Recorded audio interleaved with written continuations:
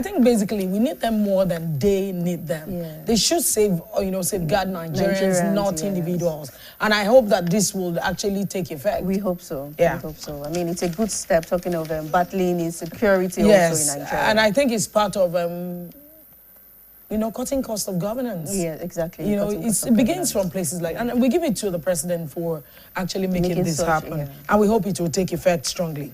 All right, let's go to page 3. On page 3, we have another story. The HID Awolowo Foundation announces adjustment to national dialogue. All right, of course, that will definitely happen because of the loss of Femi Awolowo, who, the grandson of late Sage. All right, let's go to page 4. Insecurity, be courageous to name sponsors of terror in Nigeria. Olanikpeku tells Tinubu, says only regional federalism will save the country. Oyebanji calls for vigilance from citizens. Asks for help to or resign. PDP tells Tinubu. Sometimes it can be very funny. He asks for help or resign. All right, demands a comprehensive plan to combat terrorism, says empty. Panicky closure of schools is.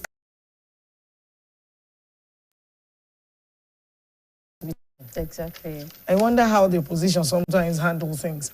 No plan to forcibly recruit young Nigerians into military. That's coming from DHQ.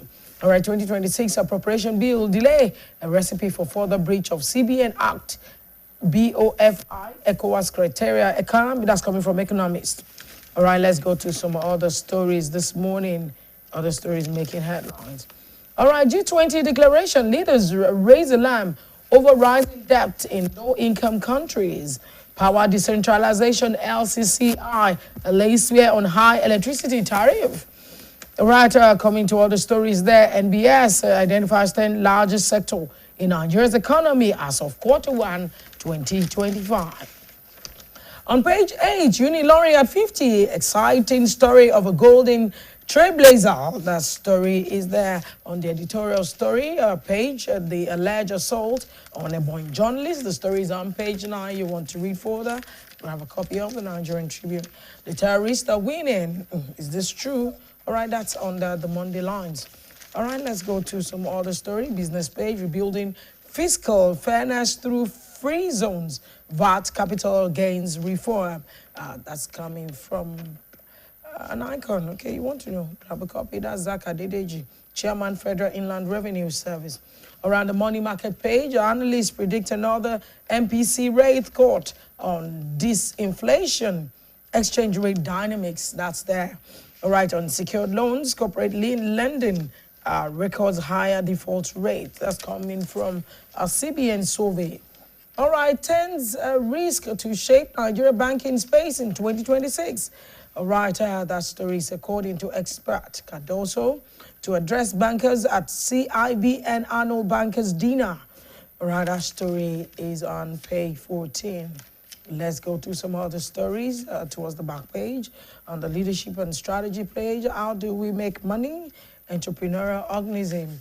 All right, let's go to towards the back page, and we have suspected headers ambush, kill 5 police officer in Bauchi. Can you imagine? Five. Mary Ojulari, okay, awards 50 million in grants to Ranged Fellowship Court. All right, let's go to other story. Prior probe reps panel to visit 24 states resume hearing Wednesday. All right, some sports stories. Sunderland, iGen swoop for Dele Bashiru, ex-basketers. Coach slam gala with Semen's absence. Heartland unveil partnership with Dutch consultant.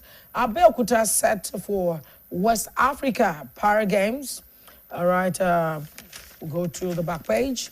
Eze hat-trick leads Arsenal past Sur in North London derby. All right, Joshua still set for 2 fights in 2026. Nasarawa United reclaimed top sport with 3-0 win over El Kanemi Warriors. And doping, I knew I will play again. That's coming from Pogba. That's as much as we have from the Nigerian Tribune of this morning. All right. Over now to the Vanguard newspaper. On the front page is a story. On page 8 says, alleged $1 billion Nest Oil debt claim. First Bank, Access Bank, Zenith Bank MDs risk imprisonment over alleged disobedience to court order. Page 10 says, Tinubu orders withdrawal of police officers guarding VIPs. OK's recruitment of 30,000 officers. Oyedepo to Christians, take charge before genocide descends into anarchy. And that story is on page 8. And lastly, on the front page of Vanguard newspaper this morning is a story on page 5. 50 students abducted from Niger Catholic School have escaped. And that's coming from CAN, Christian Association of Nigeria. 38 kidnapped victims from Kwara Church regain freedom. Governor Abdul Razak comments president's hand on approach. All stories on the front page of the Vanguard newspaper. Taking some of the inside stories, starting with page 6. 2 suspected attackers of Fuji superstar Obesere arrested in Ondo. Bandits kill 5 policemen, injure 2 in Bauchi. Again, troops repel Boko Haram invasion in Magumeri Council, Borno. Man commits suicide in Kwara over depression. Bandits kill Islamic cleric in Bauchi, kidnap wife, daughter. All stories on page 6. Moving on to page 8. Oyedepo to Christians, take charge before genocide descends into anarchy. Says all evil perpetrators will pay with their lives. Italy backs Trump on alleged Christian killings in Nigeria. Still on the same page, rising school kidnappings. Seek help or resign, PDP tells Tinubu. Education stakeholders seek reform of varsity system. And on page 9, we have 600 million people still lack access to electricity, and that's according to a report as Europe leads 15.5 billion clean energy drive for Africa. All stories on page 9. Moving on to page 19, that's on finance. Investors lose 2.1 trillion naira as sell pressures, weak demand deflates stocks. FIRS warns against politicizing Nigeria's tax collection system. Our story is on page 19. Now let's move to the back page where we have the sports stories. Eze does it 1, 2, 3. CAF Champions League, Finidi Rivers United defeat to Pyramids FC. And lastly, we have President Tinubu to declare open big sports dialogue. And that's all we have on the Vanguard newspaper this morning. Stay with us as we give you the weather report. And of course, we come back for the interview segment. When malaria knocks you down, you can be sure parasites are having a party in your system. Welcome to our new kingdom, guys! Comel, an effective weapon against malaria.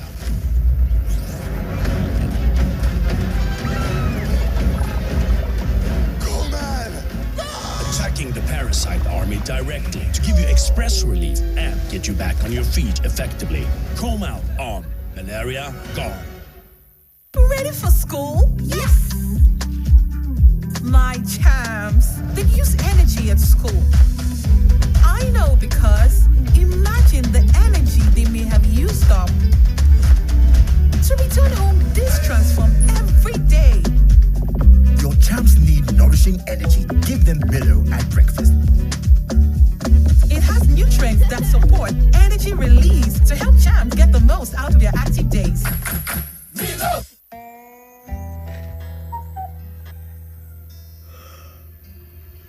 Supramalt Multivitamin Junior.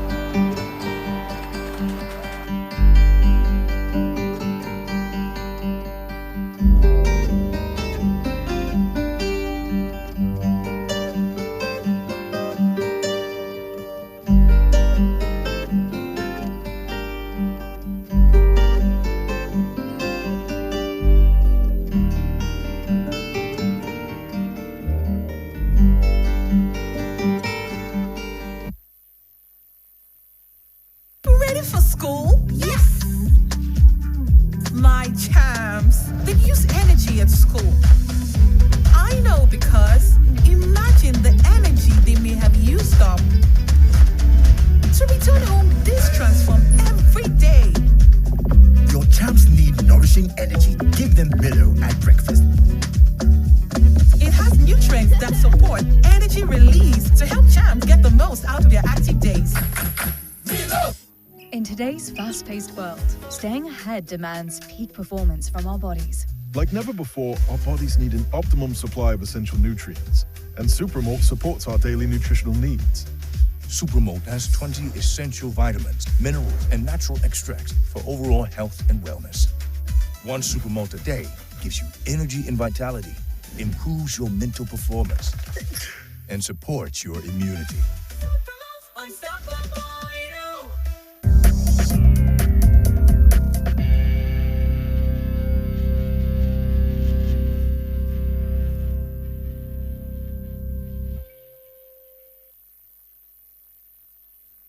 All right, thank you very much for staying with us. It's still AM120, and this morning we will be talking about Kano's conviction amidst rising insecurity. You know, just last week we saw what played out in Nigeria, talking about insecurity. You know, we also saw Kano's conviction, the reactions it has generated, you know, from various stakeholders, different quarters. Mazi Nnamdi Kanu, the leader of Indigenous People of Biafra, IPOB, was sentenced to life imprisonment on Thursday, November 20, 2025, by Federal High Court in Abuja for terrorism-related charges. This conviction has sparked controversy and concern, with many arguing that it could escalate tensions in the southeast region. Of course, we also had people who talked about, you know, sentencing someone not based on their action, but based on, you know, their word of mouth. This morning, we have a legal practitioner who would be doing justice to this particular topic this morning. Let me introduce him before allowing Jadisola also butt in, you know, to have, before we have our guest talk about it. He is Professor Kazeem Olaniyan, a legal scholar. Thank you very much, Prof.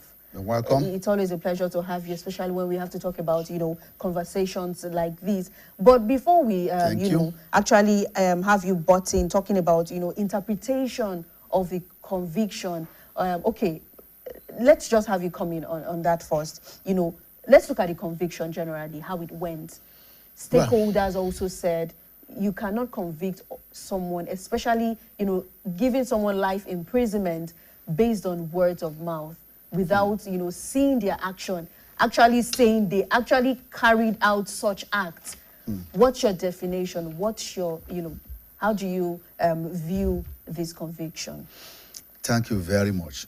Let me start by saying that under the criminal justice law, conviction means, one, that the prosecution have done the needful in terms of proving his case beyond reasonable doubt, and that the defendant have been given ample opportunity to defend the charges against him. In one way, ample opportunity, it can be viewed from two perspectives. One, that all the material particular to that charge has been given to the defense to be able to prepare adequately for his defense. And two, that the defense has passed through trial before a competent court of justice for the prosecution to prove his case beyond reasonable doubt. And one way or the other, the law, you know, is very clear in what we mean by proving a case beyond reasonable doubt. It is not proving a case beyond the outer of doubt. No. Proving a case beyond reasonable doubt means that the prosecution has shown enough evidence to be able to believe, for the court to believe that this person called the accused have actually committed that offense and no one else. Okay. Especially when it is come to circumstantial evidence. The Supreme Court says, quote unquote, that when you use circumstantial evidence to sustain a charge before you find the accused guilty, it must be mathematically accurate, pointing irresistibly to that person, that the accused, and to no one else. So are you saying that this mathematical accuracy is yes. actually there in this case? Yes, it is. Okay, we'll come to that. Prof, before we go on, let me quickly give you a background about Nnamdi Kanu. Of course, according to Wikipedia, he was born on the 25th of September 1967. He's a British political activist known for advocating for independence of Biafra from Nigeria. He is the leader and founder of the indigenous people of Biafra, IPOB, which was founded in 2012 to restore the defunct Biafra fight, civil war that was on many years ago. Now, apart from this, Nnamdi Kanu was arrested severally. He was first arrested and, of course, released on bail. And after he was released on bail, he left the country. Now, let's look at the antecedent, how he was arrested. What was his offense? Let's look at the offense, the background. What did he do to have warranted? Was there reports that he killed anyone? Was there reports that he led people to fight a civil war or to fight a particular community or a group of people? What was his offense? Let's take it from there. As far as the media and what goes on between Kanu and the federal government, even before Buhari, was the act of terrorism. They said IPOB has been fingered as a terrorist group. And they went to court. Federal government went to court and they got another. Declaring, that's during Jonathan, declaring IPOB as a terrorist group. So anything done in the name of IPOB afterwards is tantamount to terrorism. That was his offense. Now, when he was arrested severally, within a year he might be arrested about 3 times, only to be released on bail and the rest of them. But the final one that was released, when he was arrested and was released, he was released on bail, by, of course, senator, even senators, stood for his bail. He stood for him on his bail as part of the condition, precedent for the release of Kanu. And eventually Kanu disappeared. Kanu left the country, leaving the senator who stood bail for him in a very serious problem. He was prosecuted, but one way or the other, he was left, off the hook because they found out that he didn't know about his, disappearance, that Kanu engineered that, and the rest of them. So until 2021, I think, when he was extradited back to Nigeria from Kenya, where he was trying to run around, because what we heard then was that he was moving from one country to the other, looking for a way of, escaping the country, at all costs, and of course, to a safe place where he will be accommodated as a refugee and the rest of them. So he was extradited. Extradited means that when you are forced to come back, it's not voluntary. It's a question of the relationship or the agreement between that country and Nigeria to be able to extradite, a criminal, come back here and face your lot. And since then, he has been in incarceration. He has been in custody. before the trial eventually. There was a time when Kanu even, he abused and talked off on his legal team that they don't do anything and the rest of them. Before we come to his legal team, yes, we're coming from somewhere, how he was arrested. Now, we got to a point, the federal government declared IPOB as a terrorist group. Yes. Now, so if IPOB was declared as a terrorist group, yes, was it an offense? Yes. For him to still come out to say he's the leader of that group, was that his offense? Yes. Now, so when a group is being tagged as terrorist group, yes, anybody coming out in the name of that, even as a member, is assumed a terrorist. Yes, it's assumed a terrorist. So what was he supposed to have done? That's the reason why the federal government went to court to confirm, to be able to declare IPOB as a terrorist group. No, so what he was supposed to do at that point is to either change the name, if he still want to continue his violence, stance. By the time when he was arrested, it was a tug of war, shootouts between his group and the security forces. That they destroy his house, they burn down because they thought that he was inside that room, and they are defending him, not knowing that he has even escaped as at that time. But, however, what he's supposed to have done is that anything committed is either a pipe low, go low, and forget about terrorist acts, or forget about IPOB. But IPOB is still existing. If there's any bomb anywhere, that IPOB will claim responsibility. Just like we have the Boko Haram, or Al-Qaeda, or these ISWAP, and the rest of them. They will claim responsibility. So, and these are the acts of terrorism. Anybody called himself the leader, they will be the one to be fingered, and they will be the one to be looked at, sought out for, and declared wanted. It was declared wanted several times. All right, Prof. Now that, you just stated that IPOB was declared a terrorist group by the government at some point, we've seen the atrocities, we've seen the crimes perpetrated in the Southeast. And, of course, every Mondays, we have sit at home in the Southeast. And for several years. It's been on for years, and it's still on currently. Now, why has it been difficult to fish out, these terrorists in court, just as you've said, especially in the Southeast, those working for Nnamdi Kanu? What is responsible for that is the same thing that was responsible for the Boko Haram in the North. Honestly. Because the government, they have their people in government.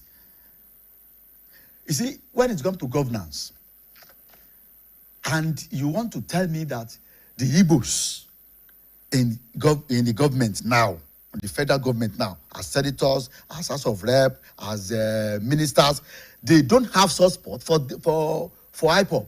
They have. But in showing it out, if they actually, exhibit that soft, landing or soft spot or sympathy for IPOB, they might not be in the position they are to be able to influence things.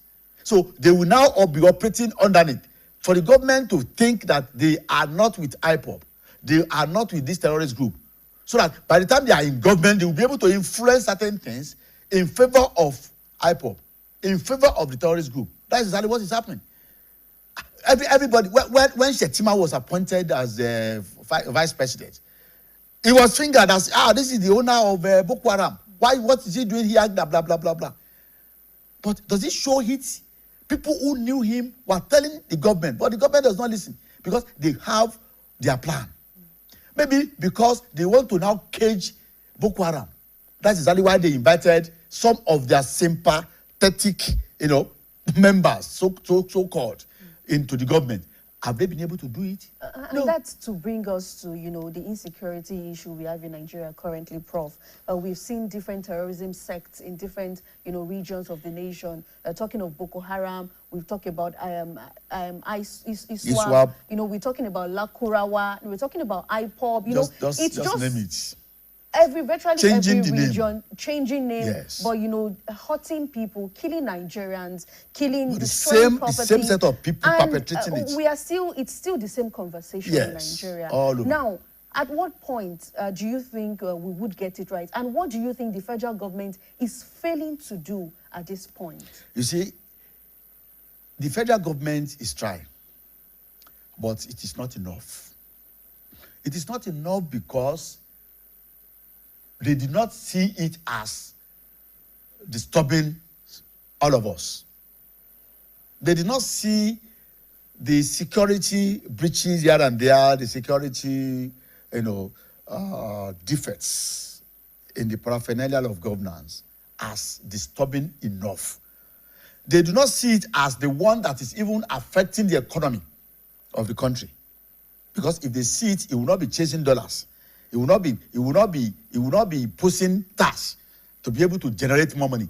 It will not remove subsidy, the oil, when he knows that people are stealing that oil and they have not been able to take care of them effectively. So until the government realize the fact that security first, before any other thing, they might not be able to tackle it effectively as they do. But let's see what happened with the changes in the security architecture and the personnel in the country. I mean, Jadisola, I beg your pardon. The changes in the service streets you just talked about, it was just after the changes we've seen, these it's just 1 month hold now. Incessant, kidnappings, incessant killings. Yes. Now, do you think the service streets at this point, can even curtail these attacks? Who are these service chiefs? Are they not part of the same chiefs who have been fighting it in the past 20 years? They are the same. Until the government knows what to do. Well, let's see what happened.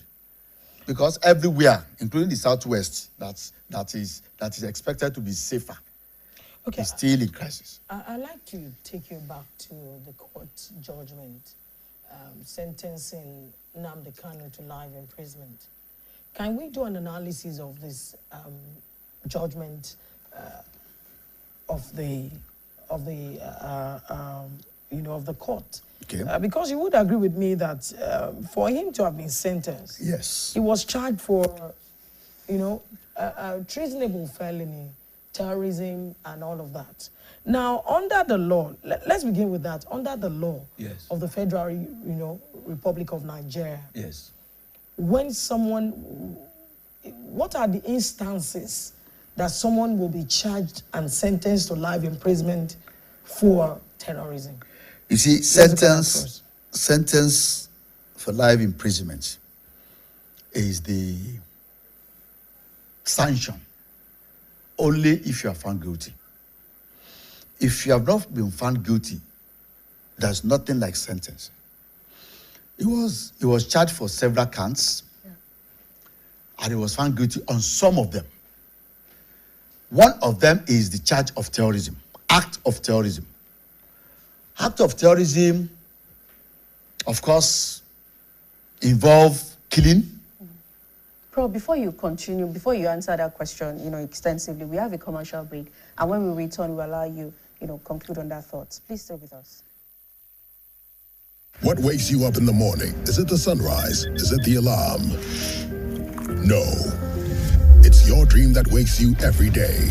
It's what drives you like a powerful engine. That's why you start strong every day with the rich, creamy taste of Nescafe Original 3-in-1, carefully crafted from selected coffee beans. You are on your hustle, and you won't stop until you succeed. Start strong, finish strong. Progress no dey happen just like that. It dey come from support when you need am. Mommy, I got the school fees. You too much. Na money point o. Money point, thank you. Customer, na transfer abi? Confirm. Bro, na transfer. Na money point oga. Oh, na confirm. Progress na peace of mind when you know say payment go land as sure banker.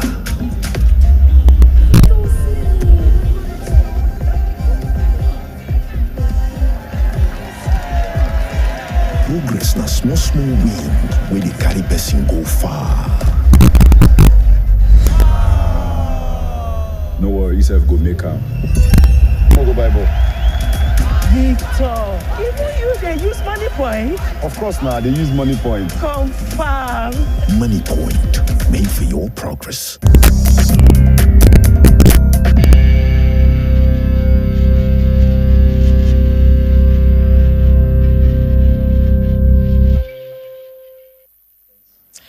Welcome back. It's still AM120 on the Broadcasting Corporation of your state. And we still have in the studio with us Professor Kazim Olanio, who is a legal scholar. And he's been telling us about the stance of the court before we went on that break. Why would a court sentence someone to life imprisonment?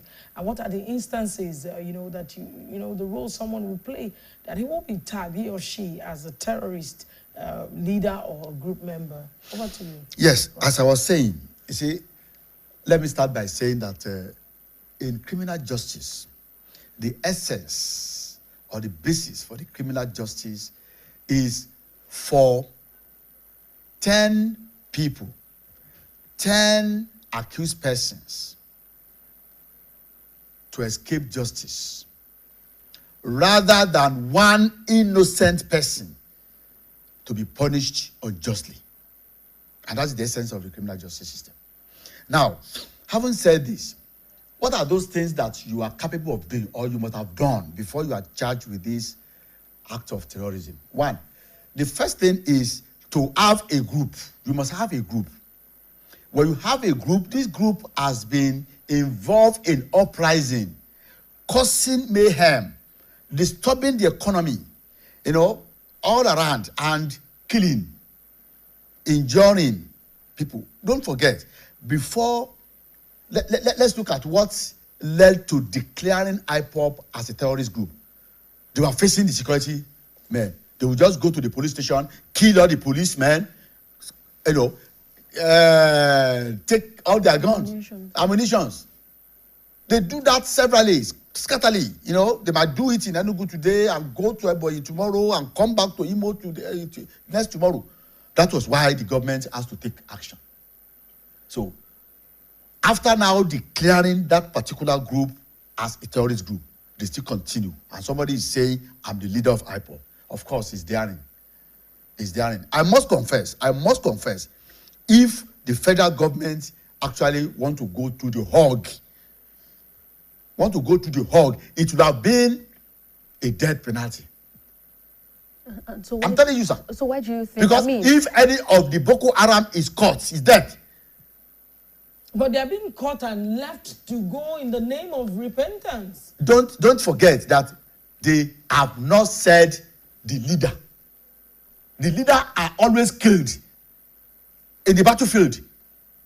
Kanu is a leader. He was not caught in the battlefield.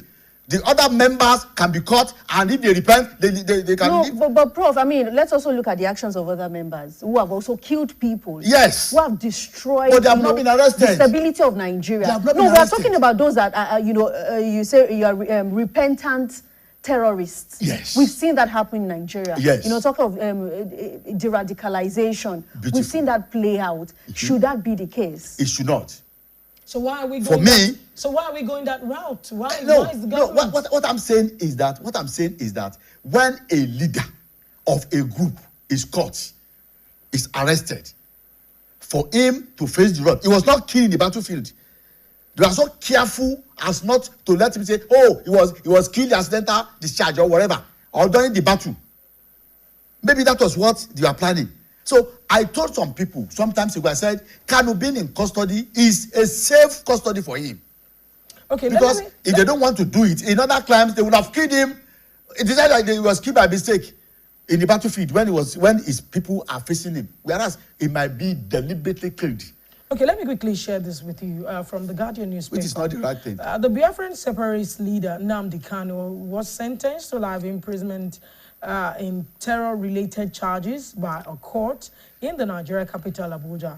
Judge James Omotosho said prosecutors had shown that Kanu, who also holds a British citizen, had used his indigenous people of Biafra IPOB to incite attack on security officials and citizens in southeast Nigeria and during anti-police protests in Lagos.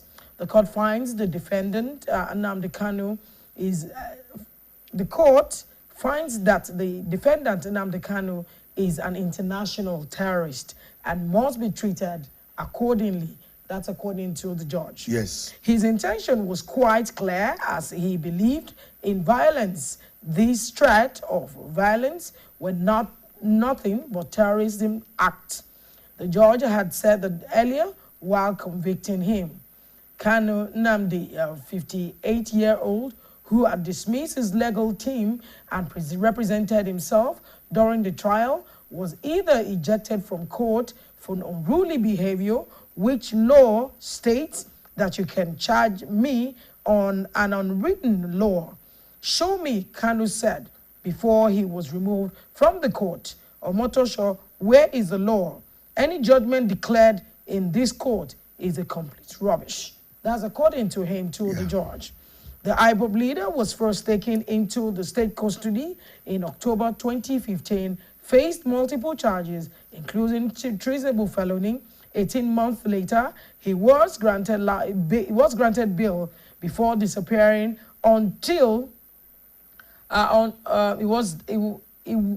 granted bail before disappearing until controversial 2021 extradition from Kenya, which his supporters describe as an extradition rendition. Now let's look at it. First, let's look at it step by step. Yes. In court, he disrespected the judge. Yes. You know, in court, yes, he sacked his lawyers. You see, that one alone is in law. That's what you call contempt of court. Yeah. Sure. Contempt of court are two types. One, contempt of court in facie. That is before the judge itself. Then contempt of court ex facie. That is when the judge pronounces and you go out to disobey. That is something like a judgment or a ruling. Now, what Kanu did that day was contempt of court in facie, in the presence of the judge. The law says that the judge can sentence you to minimum of at least 1 month, a maximum of 3 months without trial. You don't need to stand trial for that. 3 months, just go and by the time, the essence is that by the time you finish that jail term, you would have come back to your senses and now show remorse. But this is not, they didn't do this. Yeah, but it seemed like the judge didn't do that to avoid distractions. Yes, of course, because the trial is about to begin. When he dismissed his legal team. And don't forget, the law says you can defend yourself, by yourself. And he did that. It's a constitutional right. So they have to allow him. If his grounds is against his legal team, so be it. The judge just permitted that to say, okay, fine. If you think you can defend yourself on the criminal charge as high as terrorism, then go ahead. Now, again, because you cannot do it if you are not a lawyer. Again, one would have, some school of thought believe that Nnamdi Kanu was trying to frustrate the judge at every point. And the judge was not. And unfortunately, he seemed to have been more professional and was on top of his game. That's the judge. Now, so in all of this, the judgment was declared. He was, sentenced to life imprisonment. Yes. A few days ago, we learned, or a day ago, that the judge escaped assassination. How do you see it? Well, alleged assassination. Alleged, yes. Thank you very much, sir. Either here or there. I salute the judge. Mm. Yes, I salute the judge. Because she kept cool. Mm. He kept his cool. He's not one of those judges that are always afraid to pronounce the law as it is. 2, the judge, one way or the other, shows some competence that he is the master of his court. Any presiding judge attests to that. However, Kanu, legal team or no legal team, because he constitutes his own legal team, has every right for an appeal. When he gets to appeal, let him go ahead and stand for himself as his own lawyer. Don't you think that in the appeal court, there's a possibility that he may even get a death sentence in the appeal? It's crass recklessness for him to have talking to his legal team in that manner, for him to have talking to the judge in that manner. Is crass recklessness. And I don't think that that is not one of those reasons why the judge feels so convinced that this must be a violent person. By character. So he also inside that court. He also brought the evidence to court himself. Abi, but whatever it is, even if you have been to court before, when they were doing the trial of an armed robber for armed robbery, charges, they normally cry. When we are faced with the rigors of the trial, all of a sudden they might be crying, and that cry might not save them. But now, what is somebody who is not even crying? He doesn't show any remorse. He was talking harsh and wreaking abuses on the court. Do you think he can actually get an appeal? Of course, no. Of course, he has that right. With the attitude, yes, he has the right. Let him go there. Let him go. All Nigerians are watching. With that attitude, do you think he's actually going to go there to appeal to the court? I'm not too sure, but he has that right. It is his right. I mean, of course, he's not going to sit by and spend life. So whether he will now do it himself inside that prison, or he will now go and beg his legal team, or some people will now come and do pro bono. I don't know.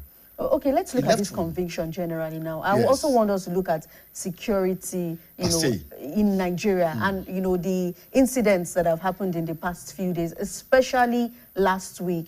But let's look at the conviction generally. What does this say about our rule of law and the independence of our judiciary in Nigeria? Well, you see, it's a very big, arena that you are trying to push me into. Independence of judiciary, I must confess, it's not what it's supposed to be as far as this country is concerned. As far as this country is concerned. And why do I say that? I'm a practicing lawyer. I go to courts. And I stay in my class with my students. I teach law. At least for the past 20 years.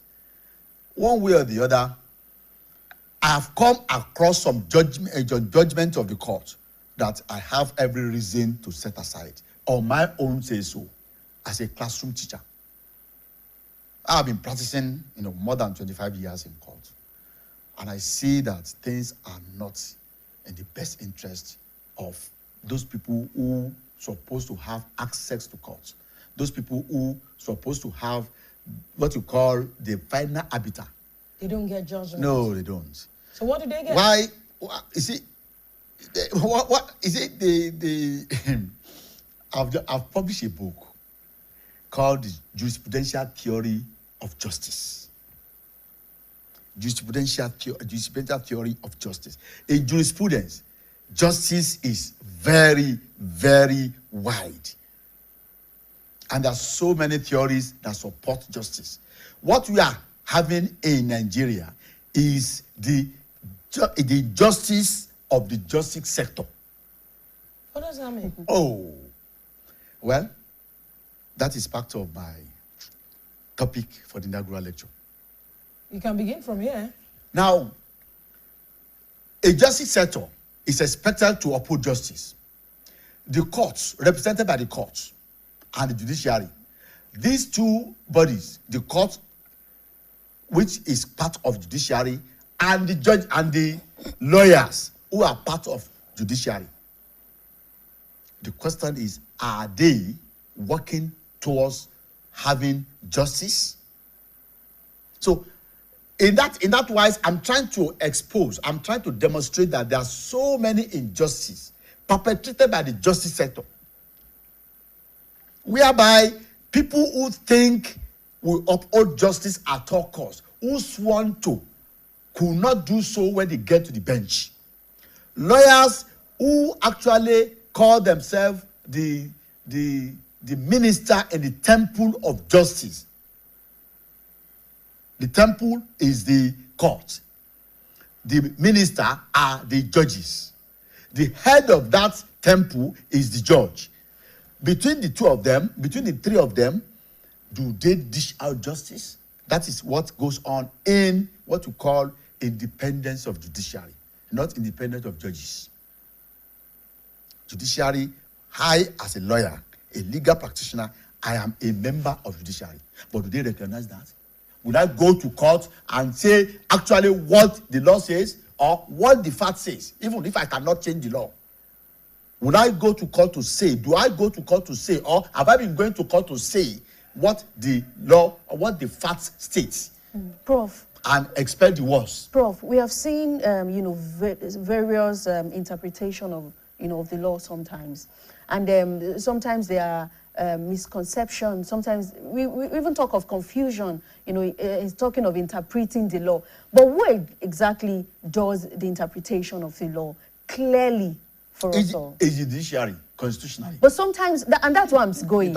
Sometimes we see diverse interpretations. And that's exactly why we say justices are being perpetrated by justice sector. Now, how do we make this right? Because, I mean, if you're giving a judgment, it should be in clear terms. Yes, in clear terms. It should not be, it should not be ambiguous. It should not. But now, sometimes we see that happening. And it becomes an issue, for those interpreting it. Yes. And that's why sometimes, even when you get to appeal court, it's difficult. So how do we make sure, for fairness, yes, the ambiguity is cut down to the barest minimum? Now, the law says, under the law, anyway, when it comes to interpretation of statutes, interpretation of laws, we have what you call statutory regulation guiding the interpretation. And this statutory interpretation, first and foremost, says that you are expected to interpret the law bearing in mind the ordinary meaning of the language used, the ordinary English meaning, so to say, dictionary meaning. For example, if they say go and kill, means the kill means that you go and end the life of that person. Now, unfortunately, this same regulation, statute regulation in the interpretation of statute, of laws, also give room for mischief rule. We call it mischief rule. You would explain the mischief rule. Let's quickly go on this break. We need to take this commercial. When we come back, of course, you give us a clearer picture of the mischief rule. Stay with us, don't go away. When malaria knocks you down, you can be sure parasites are having a party in your system. Welcome to our new kingdom, guys! Comel, an effective weapon against malaria.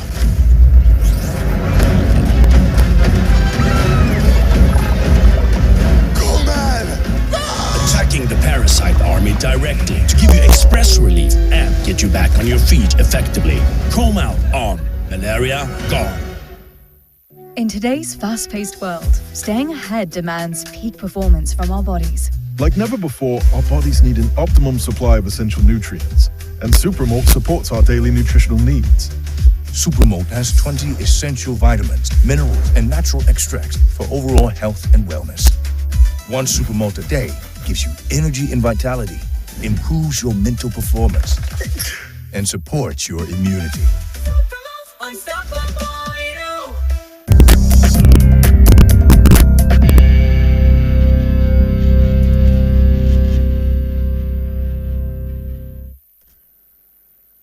All right, thank you very much for staying with us. We're still talking about Kano's conviction amidst rising insecurity, in Nigeria. And before we went on that break, Prof was talking about the interpretation of the law. Who does, the interpretation itself? And you talked about mischief rule. Yes, I said interpretation of law is guided by certain principles.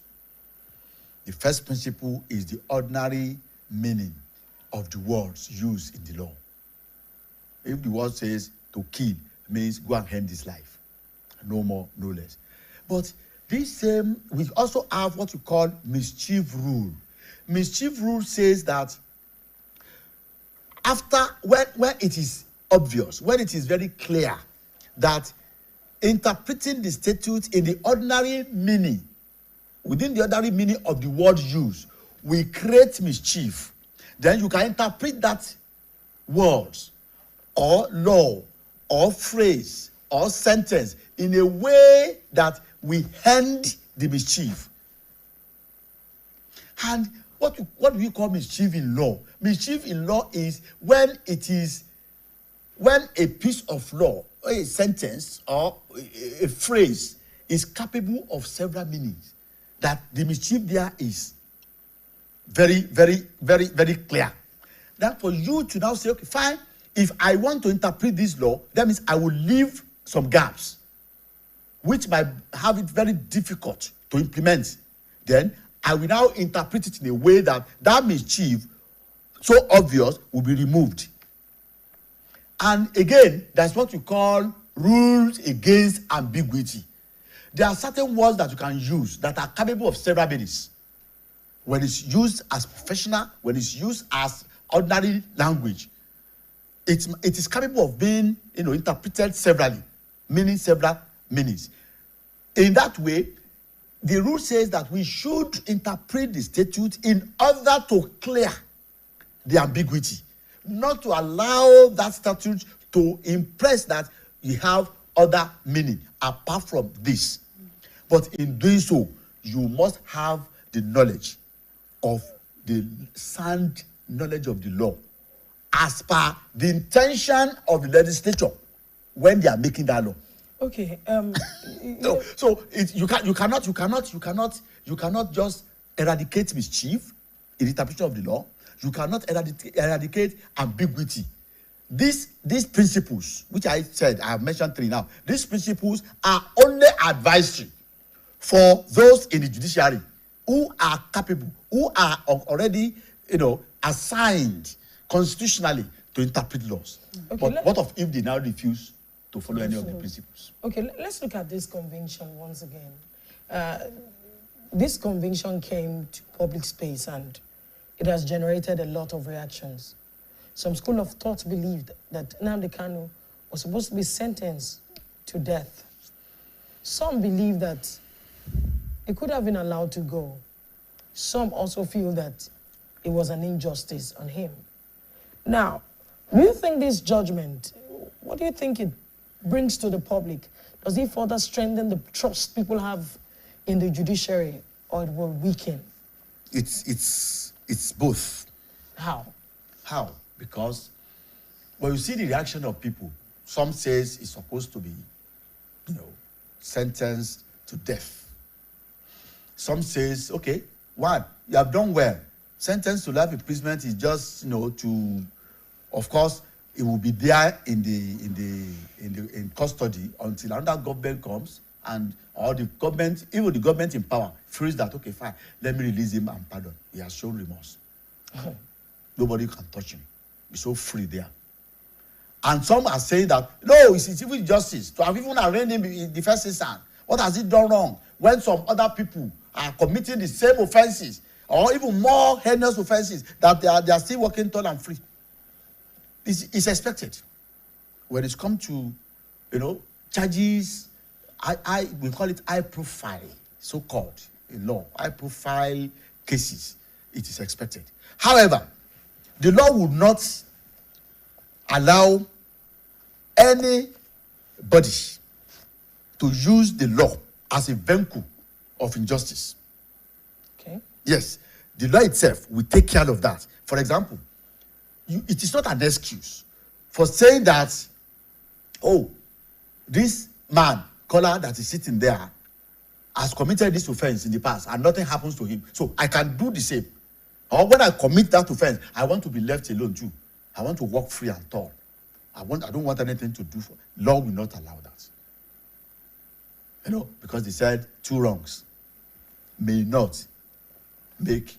You cannot use a judgment of a same crime in the past. You cannot compare two different charges on 2 different human beings passing through the same through the same trial. Okay, let's look at it. This group, Indigenous People of Biafra. IPOB. Yes. What do they really want? Why are they coming up? I mean, if the federal government has declared that group as a terrorist group, what are they really looking for? Let's look at it. If you are looking for what they are looking for, yes, or if you want to know what they're looking for, I think you should invite one of them.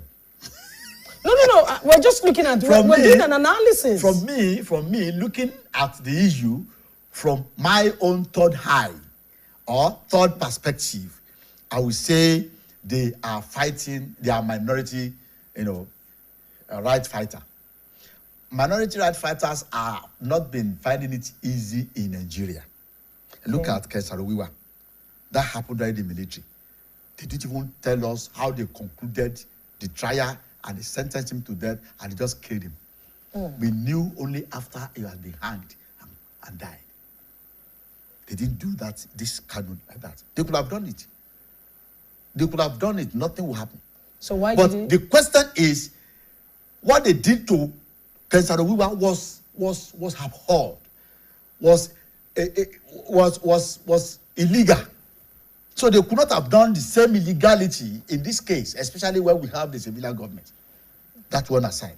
Two, I would say what they are looking for in terms of, we are so-called IPOB, because in the news they said he was even fighting for minority interest of people in Benue and Kogi. That is what the news says. I don't know. I didn't see the charges to the extent that it involved Benue and Kogi, But the question is that how, since the time of Alex Ekweme, no Igbo of Igbo extraction have been in government, especially high echelon of government, say vice presidency, say presidents. Even when you look at the leader of the army, they're not there. Why? I don't know. So those are the things that they feel that they are being ostracized in their own country. They have been neglected in their own country. They have not been given their due fear. And the fear is because of the Biafran war, when only Igbo of Igbo descent actually led, and they succeeded in implanting their home. Now, Prof, based on your analysis and your own perspective, the agitation is based on them being sidelined. So to say, yes. But looking at this conviction now, how do you think is going to be taken in the Southeast? Is it not going to cause further security unrest in the next region? It's expected. Further security breaches, further security unrest, and the rest of them is likely. Because even when he was incarceration, it was, they are still going on with that Monday, whatever. Anybody that, there was the time we had that SU meeting at Enugu. After finishing the SU meeting on Sunday night, to Monday morning, we have to move early in the morning on Monday. We are accosted with guns that who asked us to move. I said, well, but some of our vehicles are damaged, in the process. But when the president spoke with them and the rest of them, in their language, I think they left us because the president then was Sodeke. As at that time, I was there. So, but unfortunately, things just went as usual. All these market days, and they don't know that they are losing. So it's still a question of being in continued custody, incarceration. So I'm not too sure anything will change. Now, do you think government is prepared for the aftermath of this? If they are not prepared for it before now, they should be prepared for it now. Does it look like they're prepared? I don't think so. Because when it was incarceration, all these breaches are going on now. Nobody dared to move. Even despite the fact that Oludo came out and said, nobody should stop anybody. Let him go, let him himself as the governor go where they said he should not go. They will face him with guns. Now this issue, this legal issue. Now, which of them? This convention, conviction. Okay. Some people feel that it's not, a legal issue; that it's political. And the analysis you gave us earlier seemed to, be tilting towards the political side. Now, can they take power by force? How do you think this matter can be resolved politically, and then we have, complete peace in the Southeast? You see, I'm not too convinced that it's wholly political. Really? Yes, I'm not too convinced. Why I'm also not too convinced that it's only legal. But what the government just tried to do was to make it seem as if it is legal. Legal process is being followed throughout. They gave you the opportunity of defending yourself. Adequate, materials were given to you. prosecution was ready, and now we kickstart. At a point, you sent away your legal team, and you brought the evidence for you, in your defense yourself. At that point, we can say there's one hand of political to soften the weather for him, because this is a constitutional issue. You cannot say I cannot defend myself. You cannot force me to take in legal team, which I feel that they are rubbish. Calling the law itself and the judges rubbish. So for not sentencing him in that manner, for trying to consume what can I call it now? Annoyance, irritation, nuisance value by the judge. I think he tried to play politics there, because the full law should have taken care of him. Just let him go for the next 3 months. Then you come back. If he still behave like that, he go for another 3 months. By the time they do it, they won't be able to go in line with the trial. So I think that's political. Secondly, there are some people that are act of terrorism can be tantamount to that. There was a time when they said they want to take over government. IPOP, when they were facing the security forces everywhere in the southeast, saying that the government must back down, if not because of the sense of responsibility of Jonathan then, he wouldn't have said they should do this and this and that. But the security forces have not been able to keep them. That is my own problem with the government. Security-wise, so many people who don't even share the sentiment of IPOP are suffering. Now, Prof, I'm happy you're already going towards, security. Just yesterday, the president ordered the withdrawal of police officers guarding VIPs, and he also okays recruitment of 30,000 officers. Now, based on this development, this is not the first time, we would hear of this. Some months ago, the IGP, also ordered, made some declaration, stating that some officers going behind, following some VIPs, should be withdrawn, and should protect the lives, protect Nigerians. And now we are seeing the president making such same declaration. Do you think it's going to hold at this particular point? Now, you see, what I don't understand about this government is that there are some movement without action, rounding in circles. How many times have that particular policy, so-called, of withdrawing VIP security apparatus have worked? How many times? Have that particular policy worked in favor of enhanced security? No. It is because the policemen on ground are not so many. Policemen are dying on a daily basis. Some of them are retired on a daily basis. They are reducing the last 10 years, and they have not been recruiting. That is just it.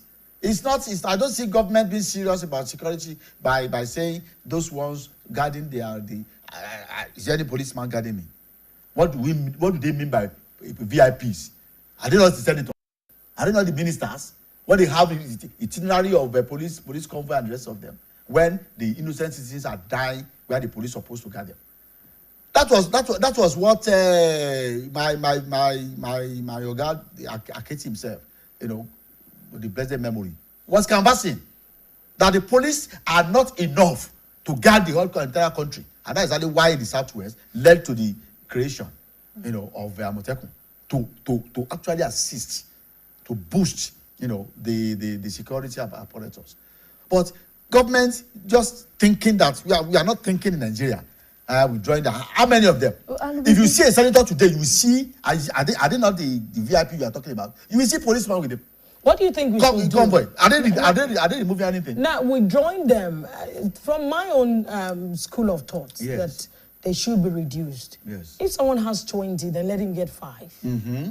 If someone has 5, let him They didn't say reduce, they said withdraw. Withdraw, yes. Do you think this is It's not realistic? In UCH, there was a CMD that was carrying police all around inside the campus. Then that means that the president will also have to withdraw his own too. Well, he won't consider himself as a VIP. What is a VVIP? So I don't see any improvement in the security apparatus. I don't see. No. By that policy alone, no. The government. So what do you think we should do? Yes. Yeah. What else I think the government should do is, one, that's recruitment. Okay. That, two. Recruitment. Yes, recruitment of more police officers and the army, and of course, what you call intelligence policing. Intelligence policing or intelligence security, services. Do you think we don't have that in Nigeria? Oh, if we have it, they won't be. What do you call it now? Lay ambush. Lay ambush on our army. Lay ambush. No, I don't think they have. So one way or the other, more importantly, they must fish out the terrorists within the security outfit of Nigeria. Prof, that is more important. Prof, over time we've talked about state security outfit also, but it feels like we are dragging our feet too much, on this particular, and we've seen security experts, scholars,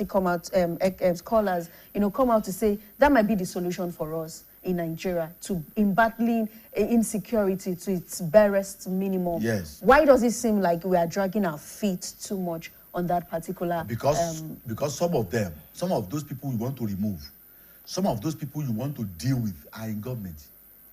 That is the truth. That is the truth.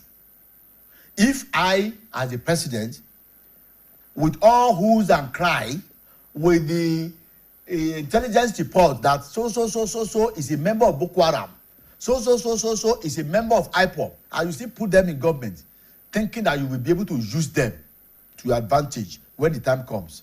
We can't fight terrorism.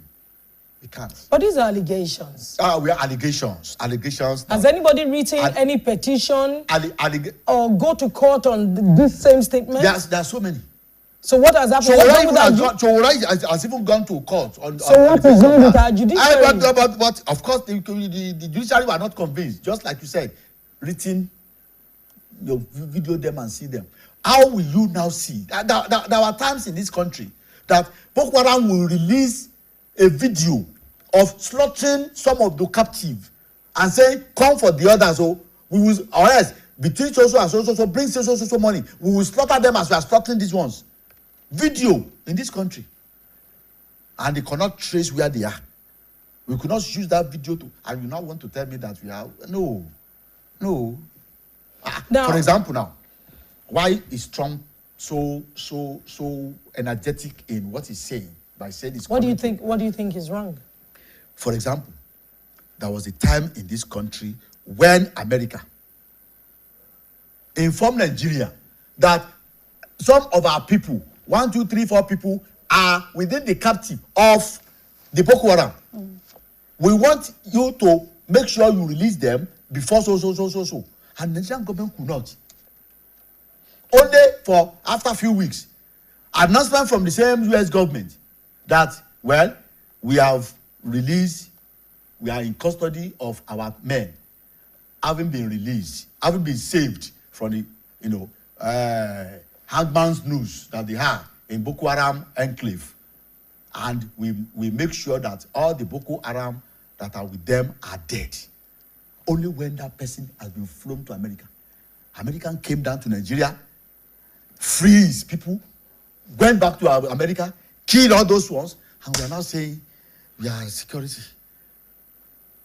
Now, do we have a leadership problem? I don't know. Or followership problem? I don't know. We both of them. The followers, the leadership. We see, like people like me, I can't be in government now. Why?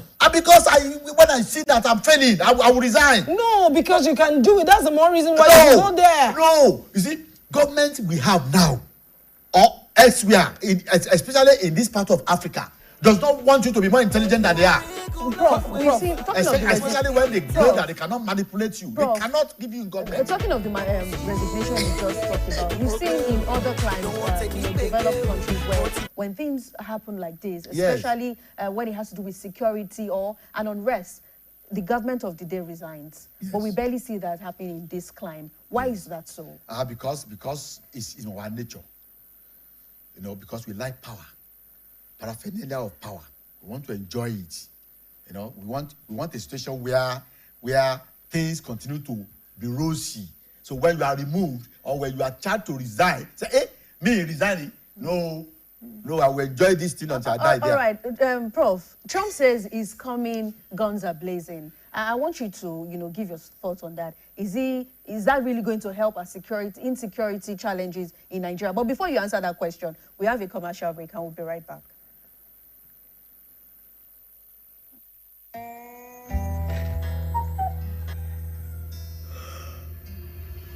Supramult Multivitamin Junior.